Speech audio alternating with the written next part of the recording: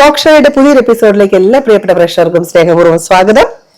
ഇന്ന് നമ്മുടെ അതിഥിയായി എത്തിയിരിക്കുന്നത് പ്രവാസി മലയാളികൾക്കിടയിൽ സുപരിചിതനായ ഒരു ഇൻഫ്ലുവൻസറാണ്, ആർട്ടിസ്റ്റാണ്, ഒരു ഫിലിം ആക്ടറാണ്. അധികം മുഖവരുകളോ പരിചയപ്പെടുത്തുന്നതോ ഒന്നും ആവശ്യമില്ല. പ്രിയപ്പെട്ട ഫൈസൽ റാസി, സ്നേഹപൂർവ്വം നമുക്ക് സ്വാഗതം ചെയ്യാം. സ്നേഹപൂർവ്വം സ്വാഗതം. ഒരുപാട് നാളുകളായിട്ട് കാണണമെന്ന് ആഗ്രഹിക്കുന്ന ഒരു വ്യക്തിയാണ്. തിരക്കിലായിരുന്നു, ഷൂട്ടിങ്ങിലായിരുന്നു അല്ലേ?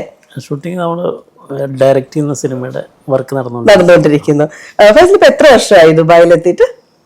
ഇവിടെ ഞാൻ പറയണ എന്റെ വയസ്സ് കൂടി 79 മുതൽ എന്റെ ബേബി പാസ്പോർട്ടിൽ 79 ഒക്ടോബർ 21 ഇവിടെ ഉണ്ട്. 79 മുതൽ ഇവിടെ ഉണ്ട്. ഓക്കെ. അപ്പൊ ആദ്യം ഫുൾ ഫാമിലി ആയിട്ട് വരുമായിരുന്നോ? അച്ഛനും അമ്മയുടെ കൂടി പോരുമായിരുന്നു? എങ്ങനെയായിരുന്നു അന്നത്തെ കാലത്ത്? ഈ ഫാമിലി സ്റ്റാറ്റസ് ഉള്ള ആൾക്കാർ വളരെ കുറവായിരുന്നു അന്ന്. പ്രത്യേകിച്ച് നമുക്കറിയാലോ, ഫ്ലൈറ്റൊക്കെ തിരുവനന്തപുരത്ത് മാത്രം ആഴ്ചയിൽ ഒരു ദിവസം അബുദാബിയിലേക്ക് ഒരു ഫ്ലൈറ്റ് ഉണ്ടാവും. അങ്ങനെ ആ സമയത്ത് ഉണ്ടായിരുന്നു. പക്ഷെ എൻ്റെ പഠിപ്പും മറ്റുള്ളതൊക്കെ നാട്ടിലായിരുന്നെങ്കിലും ഞാൻ എൻ്റെ നാടിനേക്കാൾ കൂടുതൽ ജീവിച്ചിട്ടുള്ളത് ദുബായിൽ തന്നെയാണ്, യുഎഇയിലാണ്. അപ്പൊ ഉപ്പ ഇവിടെ എത്ര വർഷമായിട്ടുണ്ടായിരുന്നു ദുബായിൽ? 69-70s വന്നതാ. 69 നിയർലി ഒരു 50 ഇയേഴ്സിന് അല്ലേ? അപ്പൊ എങ്ങനെ ഉപ്പയുടെ എന്തെങ്കിലും, നമുക്കറിയാം കുറെ വർഷങ്ങൾക്ക് മുമ്പ് ഇങ്ങോട്ട് ഫ്ലൈറ്റ് ഒന്നും ഉണ്ടായിരുന്നില്ല, പലരും ഈ ഉരുക്കളിലൊക്കെ കയറിയിട്ട് ഇങ്ങോട്ട് വന്നുകൊണ്ടിരുന്നത്. അപ്പൊ അങ്ങനത്തെ എന്തെങ്കിലും കഥകൾ ഉപ്പ പറഞ്ഞിട്ടുണ്ടോ? തീർച്ചയായിട്ടും. ഞാൻ പത്തേമാരി എന്നുള്ള സിനിമ, പത്തേമാരി, അപ്പോൾ എൻ്റെ ഫാദർ പറഞ്ഞു തന്ന കുറെ കഥകളൊക്കെ എനിക്ക് അതിൽ വിഷ്വലൈസ് ചെയ്യാൻ പറ്റി. കാരണം അന്ന് ഇവർ കോർഫുഖാനിൽ കുറച്ച് അകലെ കൊടുന്നിട്ടാണ് ഇറക്കുന്നത്. അപ്പോൾ ബോംബെ നിന്നാണ് മെയിനായിട്ട് ഇവിടേക്ക് വരുന്നത്, ഉരുവിൽ, ലാഞ്ചിയിൽ. അപ്പോൾ ആ സമയത്ത് അവിടെ ഇത്ര ദൂരെയാണ് ഈ ബോട്ട് നിർത്തുന്നത്, ടഗ് ബോട്ട് നിർത്തുന്നത്. അവിടുന്ന് അവിടെ ചാടിക്കോളാൻ പറയും. അങ്ങനെ അത്രയും നീന്തി എത്താൻ പറ്റാത്തവരുണ്ടായിരുന്നു അന്നത്തെ കാലത്ത്. നീന്തി എത്തിയവരുണ്ട്. അവരുടെ ബാക്കി പത്രമാണ് നമ്മളുടെ ഈ ഒരു സുഖകരമായിട്ടുള്ള പ്രവാസ ജീവിതം. അപ്പം ഉപ്പ അങ്ങനെ തന്നെ ഈ പത്തേമാരിയിൽ വന്നിറങ്ങിയ ആളാണ്. അപ്പൊ എത്ര ദിവസമൊക്കെ എടുക്കുമെന്ന് എന്തെങ്കിലും അറിയോ അവിടുന്ന് ഇവിടം വരെ? അവിടെ 10 days, 7 to 10 days ആണ്. എനിക്ക് പറഞ്ഞു കേട്ട ഒരുപാട് കഥകളും അന്ന് ആ ഉരുവിലുണ്ടായ കഥകളൊക്കെ ചെറുപ്പത്തിൽ പറഞ്ഞു തരാറുണ്ട്. അങ്ങനെ നമുക്ക് നമ്മുടെ പ്രേക്ഷകർക്ക് അങ്ങനെ കാര്യം ഇപ്പോഴത്തെ ഈ ഒരു പ്രവാസ മലയാളത്തിന് ഇങ്ങനത്തെ കഥകളൊന്നും അറിയില്ല. കാര്യം എങ്ങനെ ആർക്കും ഒരു കഷ്ടപ്പെട്ട് അവിടുന്ന് ഒരു പത്തേമാരിൽ എന്ന് പറയേണ്ട ഒരു സാഹചര്യം വന്നിട്ടില്ല. എന്തെങ്കിലും ഒന്ന് ഓർമ്മയിൽ തങ്ങി നിൽക്കുന്ന എന്തെങ്കിലും ഒരു ഇൻസിഡന്റ് ഉണ്ടാവുമോ ഒന്ന് പറയാനായിട്ട്, നമ്മളുമായിട്ട് പങ്കുവയ്ക്കാനായിട്ട്? ഉപ്പ പറഞ്ഞത്, ഈ ഉപ്പ പറഞ്ഞതിന്റെ ഒരു നോക്കുകയാണെങ്കിൽ കഷ്ടപ്പാടായിരുന്നു. അവിടുന്ന് ഇവിടെ എത്തുന്നവരുള്ള ഭക്ഷണം, വെള്ളം എല്ലാം വളരെ റിസർവ്ഡ് ആയിട്ടുള്ള ഇതിലാണ് വരുന്നത്. ഒരാളല്ല, പലർക്കും വെള്ളം കിട്ടാതെയൊക്കെ വളരെ വിഷമിക്കുന്ന ഒരു റേഷൻ പോലെയൊക്കെയാണ് ഇവിടെ എത്തുന്നവരെ കൊടുക്കുന്നത്. വേറെ ആക്സസ് ഒന്നുമില്ലല്ലോ. പക്ഷെ നമ്മളൊക്കെ മനസ്സിലാക്കേണ്ടത്, നമ്മളെ പൂർവികർ അങ്ങനെ ഇവിടുത്തെ നാറ്റീവ്സിനോട് പെരുമാറുകയും അവരിൽ നല്ലൊരു മലയാളി അല്ലെ മലബാരി എന്ന് പറയുന്ന ആ ഒരു നല്ലൊരു സമൂഹത്തെ വാർത്തെടുക്കാനും അന്നത്തെ ആ വന്ന ആൾക്കാർ പെരുമാറിയ രീതിയാണ് ഇന്ന് നമ്മളൊക്കെ ഇവിടെ നിലനിൽക്കുന്നത്. കാരണം നമ്മളെപ്പോഴും മനസ്സിലാക്കേണ്ട ഒരു കാര്യം, ഞാൻ ഇത്ര വർഷമായിട്ട് ഇവിടെ ഉള്ള ഒരാളായത് കൊണ്ട് പറയണം, ഞാനൊരു ഗൂഗിൾ മാപ്പ് ഇടാതെ വണ്ടി ഓടിക്കുന്ന ഒരാളാണ് ദുബായില്. മീൻസ് നമുക്ക് ഇവിടെ ഓരോ ബ്രിഡ്ജ് വരുന്നതും മെട്രോ വരുന്നതും മെട്രോയിൽ ആദ്യത്തെ ദിവസം കയറിയതും ഒക്കെ നമുക്ക് ഓർമ്മകളിലുണ്ട്. അപ്പോൾ ഈ ഒരു സമയം നമുക്ക് ചിന്തിക്കുന്നത്, ഇന്നത്തെ കാലത്ത് പുതുതായി വരുന്ന ആൾക്കാർ 5 വർഷം 4 വർഷം 10 വർഷമൊക്കെ ആയിട്ട് വരുന്ന ആൾക്കാർ, അവർ പ്രത്യേകിച്ച് പുതുതായി വരുന്ന ആൾക്കാർക്ക് ഇവിടുത്തെ ഗവൺമെൻറ്റും ഒക്കെ തരുന്ന ഒരുപാട് സ്വാതന്ത്ര്യങ്ങളുണ്ട്. അത് നമ്മൾ മിസ്യൂസ് ചെയ്യരുത് എന്നുള്ളതാണ്. കാരണം നമുക്ക് ഉണ്ടാക്കിയെടുത്തൊരു സൽപ്പേര്, പൂർവികരുണ്ടാക്കിയെടുത്തൊരു സൽപ്പേരുണ്ട്. ആ സൽപ്പേര് വെച്ചിട്ടാണ് നമുക്ക് ഒരു മലയാളി എന്നുള്ള നിലക്ക് പലയിടത്തും നമുക്ക് ആക്സസ് ചെയ്യാൻ പറ്റുന്നതും. ഏതൊരു സ്ഥലത്ത് പെട്ടെന്ന് മലയാളി എന്ന് പറയുമ്പോൾ ജോലി കിട്ടും. അത് അന്ന് ഉണ്ടാക്കിയെടുത്ത വിശ്വാസവും അന്നുണ്ടാക്കിയെടുത്ത മലയാളിയുടെ വൃത്തിയും അതേപോലെ തന്നെ പെരുമാറ്റവും ഒക്കെയാണ്. സത്യം റാസി പറഞ്ഞത് വളരെ സത്യസന്ധമായ കാര്യമാണ്. നമ്മുടെ പൂർവികര്, അവരിലൂടെയാണ് നമ്മൾക്ക് ഇത്രയും ഒരു സ്വാതന്ത്ര്യം, അഭിമാനത്തോടെ ഒരു മലയാളിയാണ് അല്ലെ എന്ന് പറയാൻ പറ്റുന്ന നമ്മുടെ പൂർവികര് ആയിട്ട് നേടിയെടുത്ത ആ ഒരു വലിയ കാര്യം തന്നെയാണ്. സോ നമ്മളത് കാത്തു സൂക്ഷിക്കാനായിട്ട് ബാധ്യതപ്പെട്ടവർ തന്നെയാണ്. തീർച്ചയായിട്ടും. പക്ഷെ പലപ്പോഴും പല സ്ഥലങ്ങളിലും പല സാഹചര്യങ്ങളും അത് മാറിപ്പോകുന്നുണ്ട്. പല വാർത്തകളും പലതും കാണുമ്പോൾ നമുക്ക് തന്നെ വിഷമം വരും. കാരണം ഈവൻ നമ്മളൊരു ലിറ്റർ ചെയ്യുന്ന ഒരു കടലാസ് പോലും ചെറുപ്പം മുതൽ നമ്മൾ ഒരു കയ്യിൽ ഒരു പേപ്പർ ആണെങ്കിൽ കയ്യിൽ പിടിച്ച് നടക്കും. എവിടെയാണ് നമുക്കൊരു ഡസ്റ്റ്ബിൻ കിട്ടുന്നതാണ്. ഇന്നതില്ല, പലയിടത്തും നമ്മൾ കാണാറുണ്ട്. അത് തന്നെയല്ല നമ്മള് ഓണത്തിന്റെ സമയത്ത് കണ്ടു, ഓണത്തിന്റെ സമയത്ത് ഒരു വഴിയിലെ ഓണത്തല്ല് നടത്തുന്നതും. അപ്പോൾ ഈ ഒരു രാജ്യം തരുന്ന ആ സ്വാതന്ത്ര്യത്തെ, അല്ലെങ്കിൽ ആ മലയാളി എന്ന ഒരു സമൂഹത്തിന് നല്ല സൽപ്പേരുണ്ടാക്കി കൊടുത്ത പൂർവികരെ കൂടി ആക്ഷേപിക്കുകയാണ് നമ്മൾ ചെയ്യുന്നതെന്ന് മനസ്സിലാക്കണം. സത്യം, റാസി ഒരു അറിയപ്പെടുന്ന ഒരു ഇൻഫ്ലുവൻസർ കൂടിയാണ്. അപ്പൊ എനിക്ക് തോന്നുന്നു സമൂഹവുമായിട്ട് കുറച്ചുകൂടെ അടുത്തിടപഴകുന്ന ഒരാളെന്ന നിലയ്ക്ക് വ്യക്തമായി കാര്യങ്ങൾ കുറച്ചുകൂടെ അറിയാൻ പറ്റും.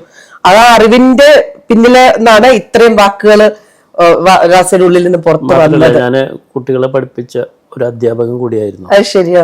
2 വർഷത്തോളം അധ്യാപകനായിട്ട് ജോലി ചെയ്തിട്ടുണ്ട്. അപ്പൊ അതിന് നമ്മുടെ ഈ സംസാരങ്ങളും ഒക്കെ നമ്മളെ വായിച്ചറിവുകളും കൂടുതലും വായിക്കുന്നതാണ്. നമ്മൾ കൂടുതൽ ഇപ്പം അന്നത്തെ കാലത്തൊക്കെ നമ്മൾ MTയുടെയും കാക്കനാടൻ്റെയും അതുപോലെ പുസ്തകങ്ങൾ വായിച്ചു വളർന്നവരാണ്. പിന്നെ എൻ്റെതായി 2 പുസ്തകം ഇറങ്ങിയിട്ടുണ്ട്. അപ്പം അതൊക്കെ ആ വായനയുടെ ബലമാണ്. എൻ്റെ ഭാര്യയാണെങ്കിലും എഴുതാനും എഴുത്തിനും ഒക്കെ വളരെ സപ്പോർട്ട് ചെയ്യുന്ന ആളാണ്. ആളും നല്ലൊരു എഴുത്തുകാരിയാണ്. നാട്ടിലെവിടെയാണ്? നാട്ടിൽ തൃശ്ശൂർ ജില്ലയിലെ ഗുരുവായൂരിനടുത്താണ്. ഗുരുവായൂരിനടുത്താണ്. ഇപ്പം നമുക്കറിയാം റാസി നല്ലൊരു അഭിനേതാവ് കൂടിയാണ്. കുറെ അധികം പടങ്ങൾ, അതും യക്ഷി എന്ന പടത്തിൽ നായകനായിട്ട് അഭിനയിച്ചു. അതുകൂടാതെ നമ്മുടെ നിവിൻ പോളിയുടെ ഒരു പടം ഉണ്ടായിരുന്നില്ല ഇവിടെ ഷൂട്ട് ചെയ്ത്, ജേക്കബിന്റെ സ്വർഗരാജ്യത്ത് നല്ലൊരു റോളിൽ അഭിനയിച്ചു. മൊത്തം എത്ര പടത്തിൽ അഭിനയിച്ചു ഇപ്പം? 27 സിനിമ. 27 സിനിമ. അതിലൊരു പടത്തിൽ നായകനായിരുന്നു. 2-3 സിനിമകളിൽ നായകനായിരുന്നു. തമിഴിൽ നായകനായിട്ട് വന്നിട്ടുണ്ട്. പിന്നെ ഒരുവിധം ലെജൻഡറി ആക്ടേഴ്സിന്റെ കൂടെ സ്ക്രീൻ സ്പേസ് ഷെയർ ചെയ്തിട്ടുണ്ട്. മമ്മൂട്ടിയുടെ കൂടെ ഭാസ്കർ ദ റാസ്കൽ, രജനീകാന്തിന്റെ കൂടെ 2.0 ഇന്ദിരൻ, അതേപോലെ നന്ദമുറി ബാലകൃഷ്ണ തെലുങ്കിലെ സൂപ്പർ സ്റ്റാർ ലെജൻഡ് എന്ന സിനിമയിൽ പുള്ളിയുടെ കൂടെ, അത് ദുബായിലെ സീക്വൻസിലാണ് അന്ന് ചെയ്തിരിക്കുന്നത്. ഇത് അഭിനയത്തിലേക്ക് വന്നത് എങ്ങനെയാണ്? അഭിനയം ചിലർ പറയും, ചിലർക്ക് അഭിനയം എന്നൊക്കെ പറഞ്ഞ് ഇങ്ങനെ രക്തത്തിൽ അലിഞ്ഞു ചേർന്നിരിക്കുമായിരിക്കും. അങ്ങനെ എന്തെങ്കിലും ഉണ്ടോ? പൂർവികർക്കാർക്കെങ്കിലും അഭിനയിച്ചുള്ള ആ ഒരു കഴിവുണ്ടോ? എങ്ങനെയാണ് ഈ അഭിനയത്തിലേക്ക് കടന്നു വരാനുള്ള കാരണം?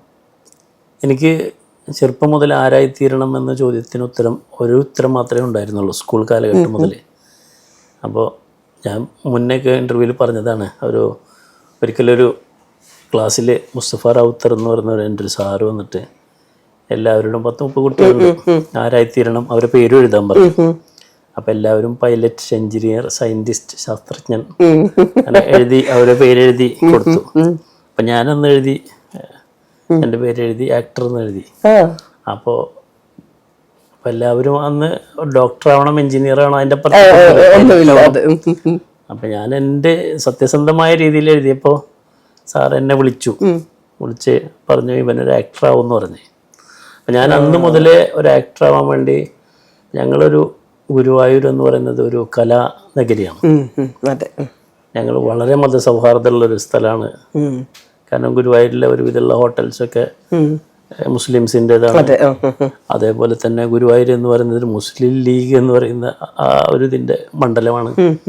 അപ്പോൾ അത്രയും, എന്നാലോ ഈ ആൾക്കാർക്ക് ഇൻസ്ട്രുമെന്റ്സ് പഠിക്കും, ക്ലാസിക്കൽ ഡാൻസ് പഠിക്കും. ഈവൻ ഞാൻ പലരെയും കുറി തൊട്ടിട്ട് നമ്മൾ നടവഴിയിലൊക്കെ കാണാറുണ്ട്. ആളെ പേര് മുസ്തഫ എന്നൊക്കെ. കാരണം അവിടെ നമ്മളൊരു ബന്ധം എന്ന് പറയുന്നത് അങ്ങനെയാണ്. അപ്പം ഞാനൊക്കെ ക്ലാസിക്കൽ ഡാൻസ് പഠിക്കുക എന്ന് പറയുമ്പോൾ എൻ്റെ വീട്ടിൽ എനിക്ക് പ്രശ്നമില്ല, കാരണം ഞങ്ങൾ കൾച്ചർ അതാണ്. ഒരു ക്ലാസിക്കൽ ഡാൻസ്, ഇപ്പോൾ ഭരതനാട്യം, തോടയം, ദശാവതാരം, നടനം, ഇതൊക്കെ സ്റ്റേജ് പെർഫോം ചെയ്യാറുള്ള. അപ്പം ഞാൻ സീസോൺ കോളേജിൽ സീസോൺ മുതൽ ഇന്റർസോൺ വരെ പെർഫോം ചെയ്തിട്ടുള്ളത്. അപ്പം അങ്ങനെയാണ് സിനിമ, ഇപ്പം നേരത്തെ പറഞ്ഞ ചോദ്യത്തിൻ്റെ ഒരു ഉത്തരവാദിത്വം. അപ്പം അതും സിനിമയിലേക്കുള്ളൊരു വഴിയായിരുന്നു. പ്രത്യേകിച്ച് ക്ലാസിക്കൽ ഡാൻസിൽ, ഭരതനാട്യത്തിൽ. എത്ര വയസ്സ് തൊട്ട് ക്ലാസിക്കൽ ഡാൻസ് പഠിച്ചു തുടങ്ങിയത്? ഞാനൊരു 5ാം ക്ലാസ്സിൽ പഠിക്കുമ്പോൾ, 6ാം ക്ലാസ്സൊക്കെ പഠിക്കുമ്പോൾ. കുറെ അധികം സ്റ്റേജുകൾ പെർഫോം ചെയ്തിട്ടുണ്ടായിരിക്കുമല്ലോ. ഞാൻ മേൽപ്പത്തൂർ ഓഡിറ്റോറിയത്തിലായിരുന്നു അരങ്ങേറ്റം, ഗുരുവായൂർ. അപ്പം അന്നൊക്കെ ചെറിയ സാധനമൊക്കെ ചെയ്ത്, അങ്ങനെ കൂടുതൽ ഇതൊന്നുമില്ല. എന്നാലും ഇടയ്ക്ക് ഇങ്ങനെ ചെയ്യാറുണ്ട്. ഇപ്പം ഞാൻ ഈ ഒരു സമയത്തും ഞാൻ അടുത്ത കാലങ്ങളിലൊക്കെ സ്റ്റേജ് ഇവിടെ ചെയ്യുന്നുണ്ട്. ഞാൻ കണ്ടിട്ടുണ്ടായിരുന്നു, 1-2 പ്രോഗ്രാം ഞാൻ കണ്ടിരുന്നു. അപ്പൊ ആ ഒരു നൃത്താഭ്യാസത്തിലൂടെ അതിലൂടെ തന്നെ നമ്മുടെ സ്വപ്നമായ ആക്ടർ അല്ലെങ്കിൽ ഒരു അഭിനേതാവ് എന്ന ഒരു വഴിത്തിരിവിൽ എത്തിച്ചേർന്നതാണോ? അതെ. എത്ര ആദ്യമായിട്ട് അഭിനയിച്ച പടം ഏതാന്ന് ഓർക്കുന്നുണ്ടോ? ആദ്യം ഞാൻ അഭിനയിച്ചത് മഗ്രിബ് എന്നുള്ള സിനിമയാണ്. മഗ്രിബ് സ്വരൂപം PT കുഞ്ഞമ്മേന്. അപ്പൊ അതില് അഭിനയിക്കല്ല, നമ്മള് ആൾക്കാരിൽ ഒരാളായിട്ട് നിന്നിട്ട് ഒരു നിക്കാഹിന്റെ സീനിലാണ് ഞാൻ ആദ്യം വന്നിരിക്കുന്നത്. അപ്പൊ അന്ന് തന്നെ അത് ശ്രീനിവാസൻ. ഡയലോഗും കാര്യങ്ങളും ഒന്നുമില്ല, ആൾക്കൂട്ടത്തിൽ അങ്ങനെ കുറെ സിനിമയിലുണ്ട് ഡയലോഗ് ഇല്ലാതെ. വെള്ളിയേട്ടൻ എന്നുള്ള സിനിമയില് ഞാനും ജയസൂര്യയും കൂടിയിട്ടാണ് അത് അഭിനയിക്കാൻ പോയിരുന്നത്. നിർഷാദ് എന്ന് പറഞ്ഞ കേച്ചേരിയിൽ ഇപ്പൊ നടനാണ് അദ്ദേഹം ഉണ്ടായിരുന്നു. അപ്പം അന്ന് ഞങ്ങൾക്ക് വിജയകുമാറിന്റെ ഒരു കത്തിക്കുത്ത് സീനാണ് അവിടെ വെള്ളിയേട്ടൻ്റെ ഗുരുവായൂർ വെച്ചിട്ട് ഷൂട്ട്. അപ്പം ഞാൻ ജയസൂര്യ ഇർഷാദൊക്കെ ഉണ്ട്. അപ്പോൾ ഒന്ന് അങ്ങോട്ട് നടക്കാൻ പറയും, ഒന്ന് ഇങ്ങോട്ട് നടക്കാൻ പറയും. പാസിംഗ് ഷോട്ട് വരുന്നത്. അപ്പം ഞാൻ വലിയ ആളായിട്ട് എനിക്ക് വലിയ നടനാണെന്നല്ലേ, ഞാനും പോയില്ല. പക്ഷെ അന്നും ജയസൂര്യ നടക്കാൻ പറയും. അപ്പൊ ജയസൂര്യയുടെ കൂടെ നടന്നു തുടങ്ങിയതാണ് ഈ അഭിനയം. അതിനുശേഷം പറയാണ് അവിടുന്ന് 2-3 വർഷം കഴിഞ്ഞിട്ട് ഞാൻ ഇതേപോലെ വിനയന്റെ ഒരു പടം ഗുരുവായൂർ ഷൂട്ട് നടക്കണത് എന്ന് പറഞ്ഞിട്ട് ഞാൻ ചാൻസ് ചോദിക്കാൻ പോയി. അപ്പൊ ലിഫ്റ്റിൽ നിന്ന് ഇന്ദ്രജിത്ത് ഇറങ്ങി വരുന്നു, അപ്പൊ സുകുമാരന്റെ മോനൽ ഷൈക്ക് പിന്നുണ്ട് ജയസൂര്യ ഇറങ്ങി വരുന്നു. അപ്പൊ ഞാൻ ചോദിച്ചു നീ എന്താ ഇവിടെ? ഞാനാണ് ഈ സിനിമയിലെ നായകൻ. അതാണ് സിനിമ. ശരിക്കും പറയാം, സിനിമയിൽ കഴിവ് മാത്രമല്ല ഒരു ഭാഗ്യം കൂടി വേണം തോന്നല്ലേ, ഒരു നല്ലൊരു കരിയർ ഗ്രാഫിലേക്ക് കാര്യം ഒരുപാട് കഴിവുള്ളവർ പോലും പലപ്പോഴും പരാജയപ്പെട്ടു പോകുന്ന ഒരു ഫീൽഡാണ് സിനിമ എന്ന് പറയുന്നത്. എങ്കിലും അവിടെയും ഇത്രയും ഒരു 26 സിനിമ 27 സിനിമയില് 2-3 സിനിമയിലെ നായകനായി പല ഭാഷകളില് അഭിനയിക്കാൻ റാസിക്ക് ഒരു സിനിമയില് എത്തിപ്പെടുക എന്നുള്ളത് ഒരു ഹെർക്കുലിയൻ ടാസ്ക് ആണ്. കാരണം ഒന്നെങ്കിൽ നമുക്ക് സിനിമയിൽ ആരെങ്കിലും വേണം. ഒരു ഗോഡ് ഫാദർ ഉണ്ടെങ്കിൽ നമുക്ക് ഈസി ആയിട്ട് കാര്യം നടക്കും. നമ്മൾ തന്നെ ഓരോ ആർട്ടിസ്റ്റുകൾ എടുത്ത് നോക്കിയാൽ അവരെന്തേലും ബന്ധമുണ്ടാവും സിനിമയിൽ. ഞാൻ ആൾക്കാർ പേര് പറയുന്നില്ല, പക്ഷെ ഓരോരുത്തരും നമുക്കറിയാം എല്ലാവരും സിനിമയുമായി ബന്ധപ്പെട്ട ആരെങ്കിലും അച്ഛനോ അല്ലെങ്കിൽ ആരെങ്കിലും ഒക്കെ സിനിമയുമായി ബന്ധമുള്ളൂ. അതല്ലാതെ വരുന്ന ഒരാളെന്ന് പറഞ്ഞാൽ ഭയങ്കര ടാസ്ക്കാണ്. അതിലേക്ക് എത്തിപ്പെടുക എന്നുള്ളത്, അത് പ്രത്യേകിച്ച് ഒരു സിനിമയിൽ നായകനായിട്ട് വരിക എന്നുള്ളത് സത്യം അതൊരു ഭയങ്കര ദൈവാനുഗ്രഹം തന്നെയാണെന്ന് പറയേണ്ടി വരും. അതും പത്മരാജന്റെ ഒക്കെ അസോസിയേറ്റ് ആയിരുന്ന സുരേഷ് ഉണ്ണിത്താന്റെ അവര് ഒരു സർക്കിളിൽ വന്നിട്ട് ഒരു നായകനായിട്ട് അഭിനയിക്കാൻ പറ്റി. പിന്നെ പക്ഷെ നമ്മുടെ എല്ലാം കൂടി ഒരുമിച്ച് കൊണ്ടുപോകുന്നവരുണ്ട്, പൂർണ്ണമായിട്ടും അതിലേക്ക് ശ്രദ്ധിച്ചില്ല എന്ന് വേണമെങ്കിൽ പറയാം. പിന്നെ ഞാൻ പലപ്പോഴും ഇപ്പം ഈ യക്ഷി എന്നുള്ള സിനിമയാണെങ്കിലും ഭാസ്കർ ദ റാസ്കലാണെങ്കിലും ഏത് സിനിമയാണെങ്കിലും നമ്മൾ ആ സിനിമ ഹീറോ ആണെങ്കിലും ആ സിനിമ കണ്ടു കഴിഞ്ഞിട്ട് ആ തിയേറ്ററിൽ ഞാനും ഉണ്ടാവും, പക്ഷെ എന്നെ ആരും അറിയില്ല ഇയാളാണ് അഭിനയിച്ചെന്ന് ആരും പറയാറില്ല. അത് കാരണം ഞാൻ ആ ക്യാരക്ടർ മോൾഡ് ചെയ്ത് കഴിഞ്ഞാൽ ആ ക്യാരക്ടറായിട്ട് തന്നെ മേക്കപ്പ് ചെയ്യുന്നതും കുറച്ച് ശരിക്കും നമ്മൾ ഫൈസൽ റാസി എന്നുള്ള ഒരാളെ കാണിക്കണം. അത് ഞാൻ കാണിച്ചിട്ടില്ലത്. അല്ല, എനിക്കത് തോന്നുന്നു. ഞാൻ കുറച്ച് സിനിമകൾ കണ്ടപ്പോ ഈ ഇരിക്കുന്ന ആളെ അല്ല, ഞാനത് പറയുകയും ചെയ്തു, ഈ ആളെ അല്ല. മൂവിയിൽ വരുമ്പോ എൻറ്റയർലി ഡിഫറെന്റ് ആണ്. ആ ഒരു ഫേസ് ഡിഫറൻസ് വരുന്നു, ബോഡി ലാംഗ്വേജ് ഡിഫറെന്റ് ആവുന്നു, എവറിത്തിങ് ഡിഫറെന്റ് ആയിട്ടാണ് റാസി ആ ഒരു സ്റ്റേജ് അപ്പിയറൻസിൽ വരുന്നത്. പല ഡയറക്ടേഴ്സും പറയാറുണ്ട് ഒരു സ്റ്റേജിൽ ഇതിന് മുന്നിൽ വന്നു കഴിഞ്ഞാൽ ആ സ്ക്രീൻ അപ്പിയറൻസ്. അപ്പം ഞാൻ കഴിഞ്ഞൊരു സിനിമയിൽ ഒരു ഫൈറ്റ് സീൻ ചെയ്തു. ആ ഫൈറ്റ് സീനിൽ എന്നെക്കാളും 2 ഇരട്ടി വലുപ്പമുള്ള ആൾക്കാരെയാണ് ഞാൻ അടിക്കുന്നത്. പക്ഷെ അപ്പം നമ്മുടെ ബോഡി ലാംഗ്വേജിനേക്കാളും കൂടുതൽ നമ്മുടെ എക്സ്പ്രഷൻ, നമ്മളാ വീറും വാശിയും അതൊക്കെ നമ്മളെ മുഖത്ത് വന്നാൽ അപ്പോൾ ഇവൻ അടിക്കും എന്നുള്ള ഇവൻ അടിച്ചിടും എന്നുള്ള തോന്നും. അപ്പൊ അത് ആ ഫീലിൽ തന്നെ നമ്മളവിടെ വർക്ക് ചെയ്യുന്നു. അപ്പൊ അങ്ങനെ നമ്മളെ കാണിച്ചിട്ടില്ല അതുവരെ. അല്ല, അത് ശരിക്കും അങ്ങനെ വേണമല്ലോ അല്ലെ. നമ്മള് ഫൈസൽ റാസി എന്നുള്ളൊരു വ്യക്തി അല്ല നമ്മൾ അവിടെ കാണേണ്ടത്. നമുക്ക് കിട്ടുന്ന ക്യാരക്ടർ എന്താണോ അതായിട്ട് മാറണം. അപ്പൊ അവിടെയാണ് ഒരു അഭിനേതാവിന്റെ ഒരു വിജയം എന്ന് പറയുന്നത്. എന്നാലും ഫൈസൽ അത് കറക്റ്റ് ആയിട്ട് സാധിച്ചിട്ടുണ്ട് എന്നുള്ളതാണ്. പിന്നെ ഇതിന്റെ ഒരു വാല്യൂ എന്ന് പറയുന്നത്, നമുക്കിപ്പം ഇന്ന് സോഷ്യൽ മീഡിയ ഇൻഫ്ലുവൻസേഴ്സും അതുപോലെ എല്ലാവരും ഒരു 10 മിനിറ്റോ അല്ലെങ്കിൽ 30 സെക്കൻഡോ ഒക്കെ വരുന്ന വീഡിയോസ്, 5 മിനിറ്റ് വരുന്ന വീഡിയോസ്. അപ്പൊ അതില് അവരൊക്കെ കാണുന്നത് അവർ മനസ്സിലാക്കാത്തൊരു കാര്യമുണ്ട്. എന്ന് പറഞ്ഞാൽ ഈ സിനിമക്കകത്ത് ഈവൻ ഒരു പാസിങ് ഷോട്ടിൽ അഭിനയിക്കുന്ന ഒരാളും ആണെങ്കിലും അയാൾ ആ പാസിങ് ഷോട്ടിൽ ഒരു ഡയലോഗ് പറഞ്ഞ ഒരു സീനിൽ വരികയാണെങ്കിലും അയാളതിനു വേണ്ടി ഒരുപാട് കഷ്ടപ്പെട്ടിട്ടുണ്ടാവും. ഒരിക്കലും പെട്ടെന്ന് അപ്പോൾ അതിനൊന്നും വില കുറച്ച് കാണിക്കരുത്. അതൊരു ഡയലോഗുകളിലല്ലോ, അല്ലെങ്കിൽ ഇങ്ങനെ വന്നു പോയതല്ലേ എന്ന് തോന്നുന്നു. പക്ഷെ അത് നമ്മളവിടേക്ക് എത്തിപ്പെടാനും ആ ഒരു സിനിമ ഈ പറഞ്ഞ ആൾക്കാർക്കൊന്നും ഒരു ക്യാമറ വെച്ചിട്ടൊന്നും അഭിനയിക്കാൻ പറഞ്ഞാൽ പറ്റിയെന്ന് വരില്ല.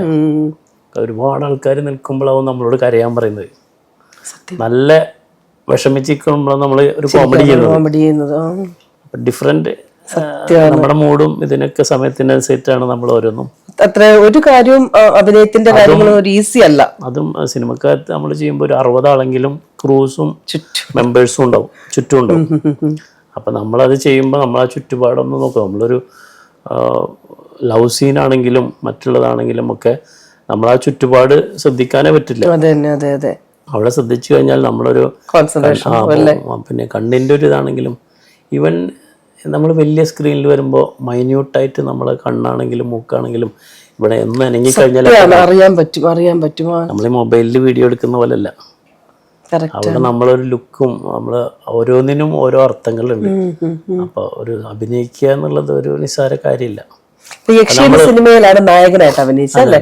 അത് എങ്ങനെയാണ് ആ ഒരു നായക പദവിയിലേക്ക് വന്നത്? എങ്ങനെയായിരുന്നു അത്? അതെനിക്ക് കുറച്ച് നൃത്തം കൂടെ ഒക്കെ ഉള്ള ഒരു ഒന്നുമില്ല. ഞാൻ ഇതേപോലെ കഷ്ടപ്പെട്ട് ഒരു ഓഡീഷൻ ഒരു സിനിമയിലേക്ക്, അത് പത്മരാജന്റെ കഥ, അതായത് ഈ കൊട്ടാരത്തിൽ ശങ്കുണ്ണിയുടെ ഐതിഹ്യമാല എന്നുള്ള അതിനെ ബേസ് ചെയ്തിട്ടുള്ള, അതായത് ഞാൻ ഗന്ധർവൻ, പത്മരാജൻ ചെയ്ത ഞാൻ ഗന്ധർവന്റെ ഒരു വേറെ വേർഷനാണ്. അതായത് പാരനോമിയൽ ഒരു മനുഷ്യനെ സ്നേഹിക്കുന്ന സ്റ്റോറി. ഞാൻ ഗന്ധർവനില് ഗന്ധർവനെ സ്നേഹിക്കുന്ന പെൺകുട്ടി, അതില് ഒരു മനുഷ്യനെ സ്നേഹിക്കുന്ന യക്ഷി. അവന് ആയില്യനാളില് ജനിച്ച അവനെ സ്നേഹിക്കുമ്പോ അവനോട് പറയുന്നത് ഞാനല്ലാതെ നിനക്ക് വേറൊരാൾ ഉണ്ടാവാൻ പാടില്ല എന്ന് വാശി പിടിക്കുന്ന യക്ഷി. അപ്പൊ അയാൾ അതിൽ നിന്നുണ്ടാവുന്ന കഥയാണ്, അതൊരു ഐതിഹ്യമാലയിലുള്ള. അപ്പം അത് പത്മരാജൻ ആ സർക്കിളിലുള്ള ഒരു സിനിമ എന്ന് പറയുന്നത് അതിൽ എത്തിപ്പെടുക എന്നുള്ളത്, അതും ഈ പറഞ്ഞ പോലെ നമ്മൾ ഓഡീഷനിൽ ഒരുപാട് 100-300 ആൾക്കാർ വെയിറ്റ് ചെയ്യുന്ന സ്ഥലത്ത് നമ്മൾ വിളിച്ചു, പിന്നെയും പുറത്തിരുത്തും, പിന്നെയും വിളിക്കും, പിന്നെയും പുറത്തിരുത്തും. അപ്പോൾ ഒരു 5 മണിയാകുമ്പോഴാണ് നമ്മൾ അറിയുന്നത് നമ്മളാണ് സിനിമ നായകനാണെന്ന്. നമ്മളൊരു അതിലും പാസിംഗ് ഷോട്ട് കിട്ടിയാലും ഞാൻ അഭിനയിക്കും. അപ്പൊ നായകനായി എന്നുള്ള ഒരു അറിയിപ്പ് കിട്ടിയപ്പോ എന്തായിരുന്നു ആ സമയത്ത് ഒരു മാനസികാവസ്ഥ? എന്തായിരുന്നു നായകനായിട്ട് അങ്ങനെ പറയുമ്പോൾ എന്നെ മുന്നൊരു കാര്യം പറയണ്ട, എന്താണല്ലേ, നമുക്കിതൊന്നും പണം കൊടുത്താലും നേടിയെടുക്കാൻ പറ്റുന്ന കാര്യമില്ല. നമ്മളൊരു ക്യാമറയുടെ മുന്നിൽ നിന്നിട്ട് ഒരു സീൻ അഭിനയിക്കാൻ കഴിഞ്ഞില്ലെങ്കിൽ പിന്നെ ആ ടാലന്റ് ഇല്ലെങ്കിൽ നമുക്ക് ഒരിക്കലും സിനിമയിൽ അഭിനയിക്കാൻ കഴിയില്ല. നമുക്ക് ആ ഒരു ഇത്രയും ആൾക്കാരുടെ ഇടയിൽ നമ്മൾ ആ ക്യാരക്ടറായി ആ കഥക്കനുസരിച്ചുള്ള മൂഡും ഇമോഷൻസും ഒക്കെ വന്നെങ്കിൽ മാത്രമേ ആ സിനിമയിൽ അല്ല അഭിനയം എന്നുള്ളത് വരണം. അതൊന്നും പാടുന്നതാണെങ്കിലും വരയ്ക്കുന്നതാണെങ്കിലും ആർക്കും പണം കൊടുത്തിട്ട് വാങ്ങിക്കാൻ പറ്റില്ല. അപ്പോൾ സിനിമയിൽ അങ്ങനെ സെലക്ഷനായി എന്ന് പറഞ്ഞപ്പോൾ പിന്നെ നമ്മൾ പെർഫോം ചെയ്യാന്നുള്ളതാണ്. അതൊരു ഏറ്റവും നാഷണൽ അവാർഡും സ്റ്റേറ്റ് അവാർഡൊക്കെ കിട്ടിയ technicians, Pattanam Rasheed, Boban, art director, ഇവരൊക്കെ ഉൾപ്പെടുന്ന ഒരു സിനിമ. ആ സിനിമയിൽ നമ്മൾ നായകനായിട്ട് ചെയ്യുക എന്ന് പറയുമ്പോൾ അത് പെർഫോം ചെയ്യുക എന്നുള്ളത് മാത്രമേ ഉള്ളൂ. പക്ഷെ അത് ഓരോ ടേക്കിലും 2 ടേക്കിലും ഒക്കെ ഞാൻ ഓക്കെ ആക്കി ആ സിനിമ വെറും 18 ദിവസം കൊണ്ട് ഷൂട്ട് തീർത്തു. അപ്പോൾ ഡയറക്ടർ പറയും, എപ്പോഴും ഓരോ സമയത്തും പറയാറുണ്ട്, ഒരു പുതിയ ആർട്ടിസ്റ്റാണെന്ന് തോന്നുന്നില്ല, പെട്ടെന്ന് ചെയ്തെടുക്കുന്നുണ്ട് എന്ന് പറയും. കാരണം അതൊരു നമ്മുടെ ഉള്ളിലുള്ള ഒരു പാഷൻ കൊണ്ടാണ് അങ്ങനെ. സത്യമാണ്, നമുക്കൊരു ഇത്രയും ഒരു ഗോൾഡൻ ഒരു ചാൻസ് ദൈവം തന്നപ്പം അത് ഏറ്റവും പെർഫെക്റ്റ് ആക്കണം എന്നുള്ള ഒരു ചിന്തയും അല്ലേ ഉണ്ടായിരിക്കുമല്ലോ. അത് എന്താ പറയാൻ കാരണം, ഇന്ന് വരുന്ന ആൾക്കാർക്ക് അങ്ങനെ കഷ്ടപ്പെട്ട് വന്ന ആൾക്കാരാണ് മമ്മൂട്ടി, മോഹൻലാലൊക്കെ. സത്യം, കഷ്ടപ്പെട്ട് വരുന്നവർക്കാണ് അതിൻ്റെ വാല്യൂ അറിയുള്ളൂ. പെട്ടെന്ന് സിനിമയിൽ അച്ഛനോ അമ്മയോ മറ്റുള്ളവരോ ഒക്കെ സിനിമയിലുള്ള ആൾക്കാർ, പ്രൊഡ്യൂസർ, മക്കളോ ഒക്കെ വരുമ്പോൾ അവർക്കതിൻ്റെ വാല്യൂ മനസ്സിലാവാതെയാണ് അവര് പെട്ടെന്ന് വന്നു പോകുന്നത്. സത്യമാണ്. സിനിമക്കകത്ത് നിലനിൽപ്പില്ലാത്തതുകൊണ്ടാണ്. പക്ഷെ മമ്മൂട്ടി മോഹൻലാലൊക്കെ എത്ര വർഷം നിൽക്കുന്നത് അവര് കഷ്ടപ്പെട്ട രീതിയും അവര് കഷ്ടപ്പെട്ടതും അവർക്കേ അറിയൂ. കറക്റ്റാണ്. രജനീകാന്ത് ആണെങ്കിലും ഒക്കെ നമ്മൾ കഥകൾ ഒരുപാട് വായിച്ചിട്ടുണ്ട്. സത്യം കറക്റ്റാണ്. റാസി പറയുന്ന കാര്യങ്ങളൊക്കെ കറക്റ്റ് ആയിട്ടുള്ള കാര്യങ്ങൾ തന്നെയാണ്. ഈ അഭിനയമല്ലാതെ റാസി ഒരുപാട് മൾട്ടി ടാലന്റഡ് ആണ് അല്ലെ? ശരിക്കും പറഞ്ഞ റാസി ഓയിൽ പെയിന്റിംഗ് ഉണ്ട് അല്ലെ, ഡ്രോയിങ് ഉണ്ട്, വാട്ടർ കളർ ഉണ്ട്, പാട്ട് പാടും ഇല്ലേ, ഒരുപാട്. എപ്പോഴത്തേക്ക് ഈ വരയിലോട്ടൊക്കെ കടന്നത് ഏത് പ്രായത്തിലാന്ന് എന്തെങ്കിലും ഓർമ്മയുണ്ടോ? ഞാൻ സ്കൂളിൽ ഇതേപോലെ അങ്ങനെ ഈ സാറുമാരും അവരൊക്കെ പറയും നമുക്ക് സ്കൂളിനൊരു കലാതിലകം കലാപ്രതിഭ എന്നുണ്ട്. അങ്ങനെയാണ് അവർ ഇത്ര ഐറ്റംസിൽ ഫസ്റ്റും സെക്കൻഡും ഒക്കെ കിട്ടണം. അപ്പൊ അതിനു വേണ്ടി അന്നിങ്ങനെ സെലക്ട് ചെയ്ത് തന്നെ മീൻസ് ആ സമയത്ത്. അപ്പോൾ ഞാൻ വരക്കാൻ കൂടുതൽ ഇംപ്രവൈസ് ചെയ്ത്, വരയിൽ നല്ല ടേസ്റ്റ് ഉണ്ടായിരുന്നു, പെയിന്റിങ്ങിൽ ടേസ്റ്റ് ഉണ്ടായിരുന്നു. അപ്പം ഞാൻ വാട്ടർ കളറും ഇതൊക്കെ സ്റ്റേറ്റ് ലെവലിലൊക്കെ 3 പ്രാവശ്യം ഹാട്രിക്ക് ആയിട്ട് നമുക്ക് എൻ്റെ സ്കൂളിൽ കപ്പിരിക്കുന്നുണ്ട്. Very good. അപ്പം അത് നമ്മൾക്ക് അങ്ങനെ ആവാൻ വേണ്ടി ഒരു കലാകാരനാവണം എന്നുള്ള ഉദ്ദേശത്തിലാണ് അതൊക്കെ. നേരെ മറിച്ച് എനിക്ക് സ്പോർട്സിൽ ഞാൻ വളരെ വീക്കാണ്. സ്പോർട്സ് എനിക്ക് പറ്റുന്നില്ല. ഞാൻ സ്പോർട്സ് വളരെ ഞാനൊരു എന്നെ ക്രിക്കറ്റ് കളിക്കാൻ കോമൺ ആക്കും, അതല്ലെങ്കിൽ എന്നെ ഏതെങ്കിലും അകലെ കൊണ്ട് നിർത്തും. കളിക്കാൻ അറിയില്ല. പക്ഷെ ഇങ്ങനെയുള്ള കലാപരമായിട്ടുള്ള ഈ കഴിവുകള് ദൈവമായിട്ട് തന്നു, അത് റാസി അത് വികസിപ്പിച്ചെടുത്തു എന്നുള്ളതല്ലേ വാസ്തവം? വികസിപ്പിച്ചെടുക്കാൻ ശ്രമിച്ചുകൊണ്ടിരിക്കുന്നത് മാത്രമേ മറ്റുള്ളത്. എങ്കിലും നമ്മള് പിന്തിരിഞ്ഞു നോക്കുമ്പോ നമുക്കൊരു നമ്മൾ എവിടെയെങ്കിലും ഒക്കെ നമ്മളുടെ ഒരു ചേർത്തുപോലെ പൊഴിച്ചിട്ടു എന്നുള്ള ഒരു തോന്നൽ നമുക്കുണ്ടല്ലോ. പാട്ട് പാടത്തില്ല റാസി? രാജീവ് 1-2 ഷോ ഞാൻ കണ്ടിട്ടുണ്ടായിരുന്നു. നന്നായിട്ട് പാടും. നന്നായിട്ടില്ലെങ്കിലും ഞാനൊരു പാട്ട് എനിക്ക് ചന്ദ്രമണിമാതിലായിരുന്നു ഏതോ ഒരു പാട്ടിന്റെ ഭയങ്കരമായിട്ട് എനിക്ക് വളരെ ബ്യൂട്ടിഫുൾ ആയിട്ട് അത് പാടിയിട്ടുണ്ട്, വളരെ നന്നായിട്ട്. രണ്ടുപേര് പാടാൻ പറ്റുമോ? വേണ്ട, ഞാൻ ചോദിച്ചതേ ഉള്ളൂ. പിന്നെ വൈഫ് ഇവിടെ ഉണ്ടല്ലോ, ദുബായിൽ തന്നെ. വൈഫിന്റെ സപ്പോർട്ട് എത്രമാത്രം ഉണ്ട്? ഈ ഓരോ നമുക്കറിയാം നമ്മുടെ കുടുംബം എന്ന് പറയുന്നതാണ് ഏറ്റവും ഇമ്പോർട്ടന്റ്. ജീവിത പങ്കാളിയുടെ ഒരു സപ്പോർട്ട് ഇല്ലെങ്കിൽ നമുക്ക് ഒന്നിനകത്തോട്ട് ഇറങ്ങിത്തിരിക്കാൻ പറ്റത്തില്ല. അപ്പൊ റാസിയുടെ ഈ ഒരു യാത്രയില് വൈഫിന്റെ സപ്പോർട്ട് എത്രത്തോളം ഉണ്ട്?